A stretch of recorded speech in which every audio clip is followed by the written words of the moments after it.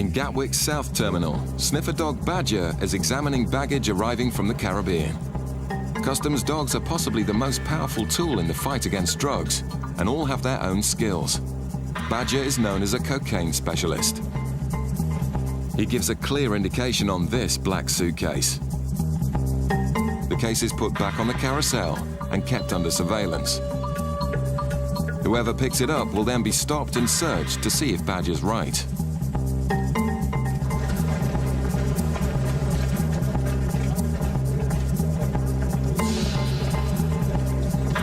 A passenger collects the suspect bag and then attempts to pass through the controls.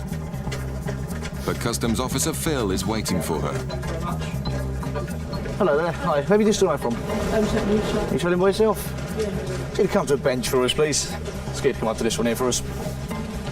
Thanks very much. Your passport, you please. Have a quick look.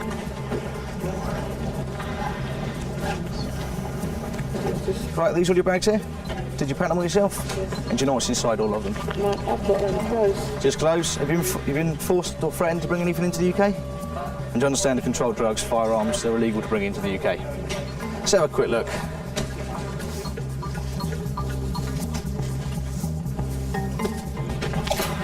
You got the keys? Yes. Phil checks to see which is the suspect case and then asks the nervous passenger to open it. Okay, just going to put this one for our extra machine as well, okay?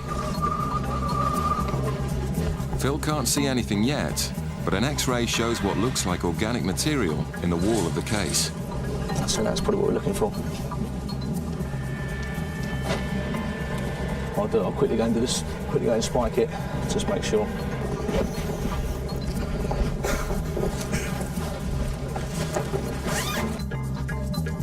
Phil finds a white powder, which he tests to see if it is cocaine. Let's see.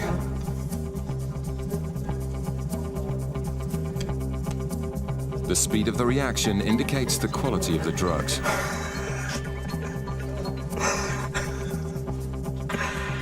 It's actually not reacting. It's gone now, look. It's sort of. It's obviously not very good quality. That's what we were hoping for, but a bit quicker and a bit more. The purity is low, but Badger's legendary nose for cocaine has sniffed out another smuggler. Okay, the time is 07:32, and I'm arresting you on suspicion of being involved in the importation of a controlled drug. You do not have to say anything. It may harm your defence. Do not mention, when questioned, something which you later on in court. Anything you do say may be given evidence. Do you understand? Yeah. The woman's face says it all. Bootleggers use ferries to bring in large quantities of tobacco, and officers are cracking down on so-called backy buses. Amongst all the innocent travellers, are passengers offered a free trip away by bootleggers, as long as they agree to carry back the guideline allowance of tobacco, which the organisers then collect and sell on the black market. Did either of you purchase or obtain anything while you were away? I've just got 100 cedis. 100? Yeah. Yeah, and what And I about got you? some tobacco. Yeah, how much have you got? 20 20 what? 20 packs of 10. Right, OK. Can I ask you just to pop with them? Yeah. That officer just to have a quick look at your bag. This passenger has 10 kilos of tobacco worth nearly £2,000. Now it's up to the officers to find out if it's for her own use. If not, it will be seized. In Bristol, dozens of flights a day arrive from outside the EU. Officers target these flights to make sure no one brings in more than their allowance of 200 cigarettes to sell on the UK's black market. Usually bags are X-rayed to catch the bootleggers in the act, but today a passenger hurrying through the customs channel alerts Jane, who pulls him in for a chat in the search bay. Have you got any cigarettes? No. None at all? No? Can you just get that one up on the bench and I'll just have a quick look in it, please? Well, I won't walk away now, just take it. You have got Yes, cigarettes? I have, yes. What, can you just get that up there? The initial lie didn't work, and it's closely followed by another. Tell me how well I got. Right, OK. But Jane's having none of it. Can you get the other case just up on that bench and open it up for me? Both bags are full of Turkish cigarettes, and the passenger is full of lies. Have you got any in your hand luggage? Yeah, all right. Yeah. Well, you are, yeah. We're not under arrest, so... No. No, What? I can walk away. Well, we'll do you some paperwork. You are obviously over the allowance, so they are going to be seized. It's not against the law to do it. Well, what I'm going to do is do you some paperwork. The goods will be seized and destroyed. And if he's had goods seized before, he may face a fine or a prison sentence. In Portsmouth, Nikki's now questioning the ferry passenger carrying 10 kilos of tobacco to work out if she may be carrying it for someone else. How many times have you been on previously? I was here last month. Last month? No, sorry, September. Okay. The 2nd. Right, and how many times have you travelled on the Bilbao this year? About 3. About 3 times? Yeah. Okay, have you been stopped by customs before? No. No. A few simple checks tells Nikki that this passenger is also telling lies. She normally brings in 3 kilos and a full quantity of cigarettes as well, and on that was back then. Just see if she's been jobbed before. So as well. She's a well-stocked customer. Lying to a customs officer isn't a good idea, especially if you want to keep your tobacco. But Nikki suspects she's carrying it as part of an organised backy bus. Some of these are for some of your family? Yeah. Okay. And how much money have they given you towards their contribution towards the goods? They haven't really given me anything because I'll give them gifts, you know, for Christmas. Right, okay, so you don't expect to receive any payment of any sort for these goods? How much have they cost you? £340. £340 for all of it? Yeah. Right, okay. It turns out the woman's travelling on a coach known to customs as one of their regular backy buses. The passenger is offered an interview, but she decides to give up. Yeah. Okay, you're not under arrest. I'll leave the stuff. Have you got the passports? Because there's other people waiting to go home, you know what I mean? Okay, so you don't want... Do you want me to detain the goods, or do you just want to abandon them? Just abandon them. Just want abandon my them? passport, yeah. Okay, so you don't want to stay for interview, and you do not want me to I detain need your to goods? get home. My father needs me, and there's people waiting on the coach. Okay, so you just want to leave your goods and walk away? Yeah. Okay. Knowing that organisers of backy buses tell their carriers to abandon their goods in case they give too much away in interview, convinces Nikki she's done the right thing. But the woman insists she's done nothing wrong. It's over. We're not doing no drugs or nothing, you know what I mean? You should be looking after waste you know, I'm not a criminal, but you should be looking more to criminals, shouldn't they? There's your passports back. She has been stopped by customs before, even though she claims that she hadn't. I was not happy in my own mind to let her proceed with the goods unless I knew they were for her own personal use, and on this occasion, I don't believe they were. Back in Bristol, Jane's waiting for the results of background checks on the man caught with 11,000 Turkish cigarettes. Have you ever been stopped by customs before? Never? No, never been stopped. So if I check the records now, I'm not... The checks reveal this to be yet another lie. Just a record to see if he's had anything seized from him before, or if she's had anything seized from him before. Don't think he has, but he's been stopped before, and he's been issued with a notice 1. He said to me initially, I said, have you got cigarettes? He went, no. I said, well, I'm going to look in your bags. And he said, oh, they're full. And he said that he knows. Okay. So I'll just get rid of him, I think. The man has been stopped before, but it's his first seizure, so escapes a fine. Although he's lost the cigarettes, which will be added to the billions taken off the black market by customs each year. You could tell that this was for resale because of all the different brands. Yeah. And there was no luggage. Yeah. And they were both trying to race through without getting eye contact with anyone. And that was why I went after him, because I think he was trying to get out quite quickly. Meanwhile, the woman in Gatwick's South Terminal won't be leaving just yet. Right, just leave that there. Just come around here. Go and take a seat on the far side, please. Okay, do you understand why you've been arrested? No. Okay, we found what we believe to be a controlled drug in your bag. She's keeping quiet. Not surprising, as there's around 1 kilo of pure cocaine in her suitcase. So it's all the way around the bag. You can feel it as well, how thick it is. Good job. The woman's taken to the custody cells for questioning. If found guilty, she could be facing a long prison sentence.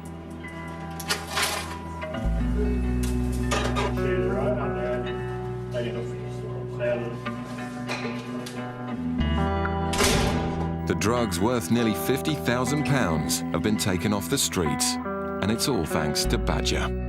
There's always that time between the indication when they actually find it. Sometimes it can be up to sort of quarter of an hour before they actually give you the thumbs up there's something there. That's a bit of a worrying time. But with that indication, more or less knew there was something there straight away. Still to come, some odd behaviour arouses suspicion in Gatwick. Okay, has anybody asked you to bring anything back for them? Not this time. Not this time. No, not this time. Coming up, officers board a yacht and find an honest drug smuggler. And as they stepped aboard, he turned around to them and said, "Oh, right, well, OK, the game's up, there's 6 tons on board." The UK's airports are where customs make most Class A seizures. Today in Gatwick, officers are waiting for targets suspected of bringing in cocaine from Trinidad. The 2 women could be the first cocaine job ever for new officer Mark.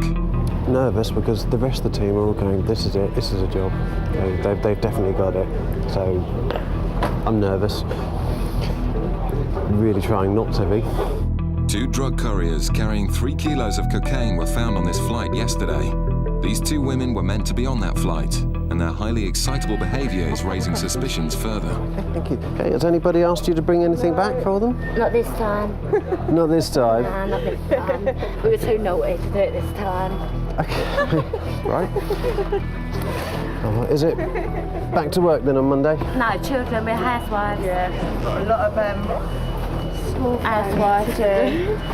Cooking and cleaning. Obviously, just flying out somewhere very nice and... Tuesday was horrible. Oh, was it? Yeah, it was They're very so rough horrible. and rude. And their dogs are treated like rats. And we could be kidnapped. We had Strangled to be escorted everywhere we went. Right. Okay. So this is going to sound a silly question, but obviously the tickets for getting out there and staying out there could be quite expensive. How did you pay for your tickets? Somebody provided us them.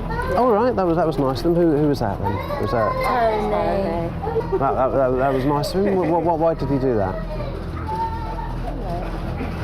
It's got quite a lot of money, to be honest with you. Their behaviour and their story convince Mark that he's about to get his first cocaine seizure, but the first swab shows no trace.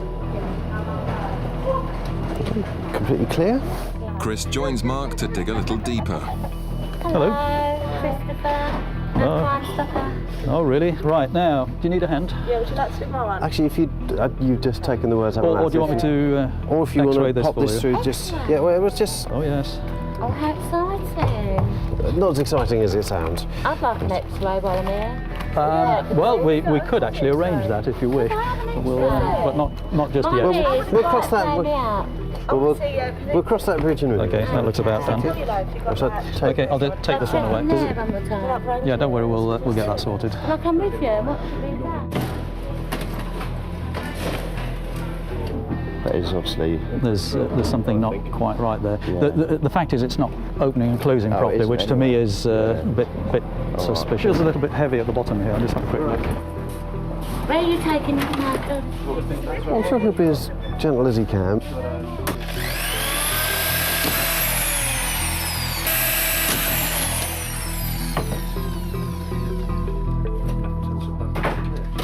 The bags are clean, but with so much to gain from smuggling, sometimes couriers carry drugs inside their bodies.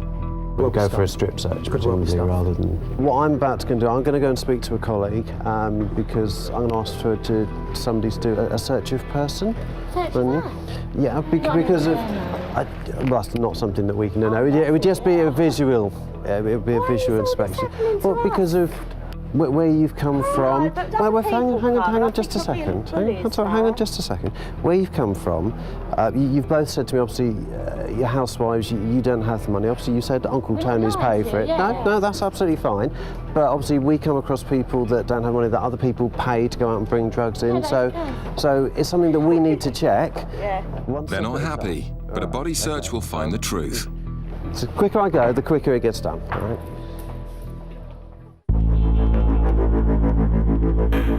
Officers aboard the cutters protect our coastline against drug smugglers, who are a constant but invisible threat.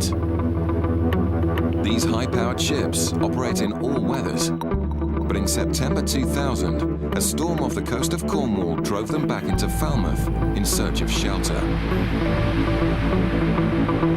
Always on the lookout for suspicious activity, they noticed another vessel taking refuge from the heavy seas.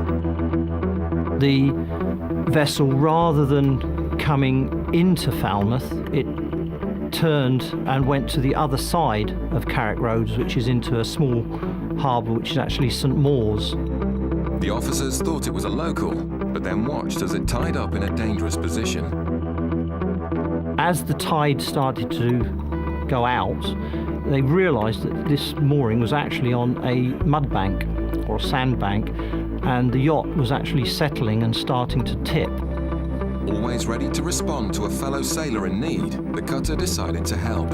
So they launched their onboard rigid inflatable, their rib, motored across into St Mawes Harbour, went to the vessel and challenged it. The officers had come to help, but the man on board was a smuggler who made a startling confession. And as they stepped aboard, he turned round to them and said, "Oh, right, well, OK, the game's up, there's 6 tons on board." The officers' act of charity had paid dividends. They were completely flabbergasted.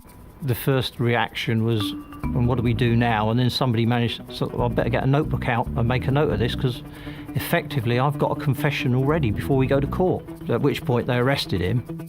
The skipper was John Moore. He led them into the cabin to see the drugs for themselves. There were bales of cannabis literally in every available space within the vessel. They also found evidence he wasn't working alone. But 2 passports were actually found on the vessel. So they decided that the best thing to do was to remove him from the vessel. 3 of the cutter crew stayed on board the ketch and wait and see if the crew came back in the morning. Moore's accomplices did return, right into the trap. It was about 8 o'clock in the morning. 2 men jumped into the cockpit of the yacht, and basically the cutter crew arrested them there and then. The accomplices, Craig and Needham, joined their skipper at the police station, where Moore's frank confessions continued. And he was presented to the custody sergeant. He was then asked, "What's your occupation?" To which he replied, "I'm a drug smuggler." This time, however, he'd failed. On the day of the trial, all 3 pleaded guilty to their part in the crime. Mr. Moore was subsequently sentenced to 10 years imprisonment, Mr. Needham to 4 years imprisonment, and Mr. Craig to 5 years imprisonment. 3 more criminals were behind bars, thanks to the keen eyes of the officers and a stroke of luck. The street value at that time was estimated to be in the region of £14.5 million. At the end of the day, the vessel being forced into Falmouth was really the only reason that we were able to intercept this load.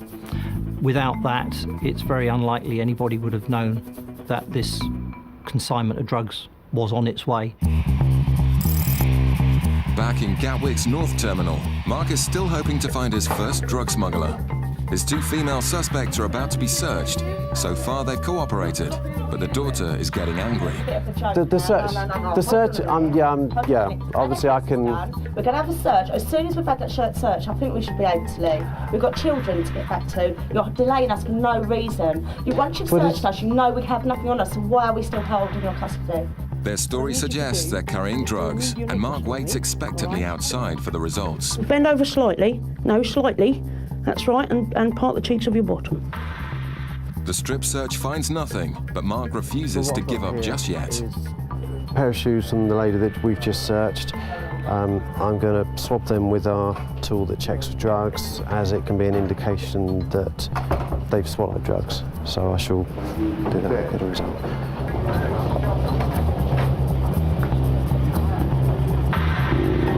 A small indication.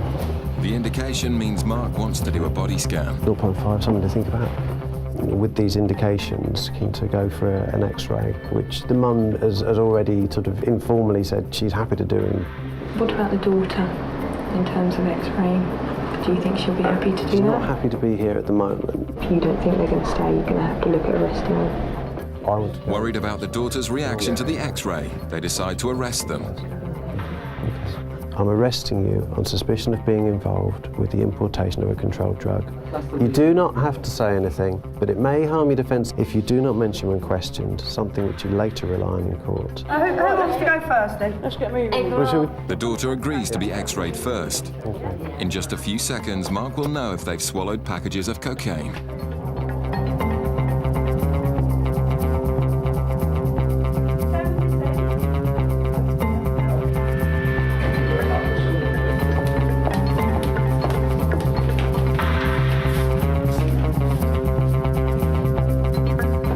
We ain't swallowed nothing, believe you me. Right. Against the odds, both scans are clear. And Mark admits that this won't be his first Class A drug bust. 7:58, you're unarrested. Thank you very much. Mark and the ladies part as friends. And you're glad we weren't smugglers, aren't you? Yes and no. Why no? Because I haven't had my first... Catch of the day. Exactly. Well, I'm still fairly new at this, and I haven't had my first successful job yet. Not that I'm wishing you particularly were a drug smuggler, but, you know... And we do understand drugs is very bad in England, and we would not contribute to bringing in drugs. Because my husband died of a heroin overdose, my brother died of a heroin overdose, so I do understand drugs do not need to be in this country. I've got 4 children who I don't want on drugs, you know what I mean? So I'm anti-drugs, and I understand why you have to do this, you know what I mean? And all good on them, yeah.